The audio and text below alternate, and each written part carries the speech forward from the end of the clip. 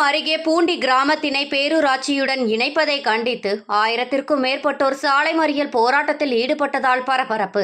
இதனால் அரை மணி நேரம் போக்குவரத்து பாதிப்பு. கும்பகோணம் அருகே பாபநாசம் தாலுகா சாலியமங்கலம் அருகே பூண்டி, மலையநத்தம், குறுக்குப்பட்டி, திருபுவனம் உள்ளிட்ட ஏராளமான கிராமங்களில் இருந்து நாள் ஒன்றிற்கு ஆயிரக்கணக்கான மாணவர்களும் ஏராளமான பொதுமக்களும் தேசிய நெடுஞ்சாலையை கடந்து செல்ல வேண்டிய சூழ்நிலை உள்ளது.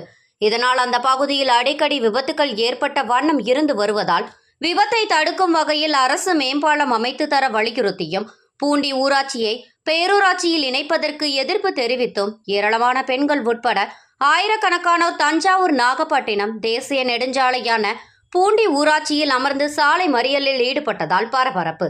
இதனால் அப்பகுதியில் அரை மணி நேரத்திற்கும் மேல் போக்குவரத்து பாதிப்பு ஏற்பட்டது. தொடர்ந்து அதிகாரிகள் பேச்சுவார்த்தையில் நடவடிக்கை எடுக்கப்படும் என தெரிவித்ததன் பேரில் போராட்டம் கைவிடப்பட்டது.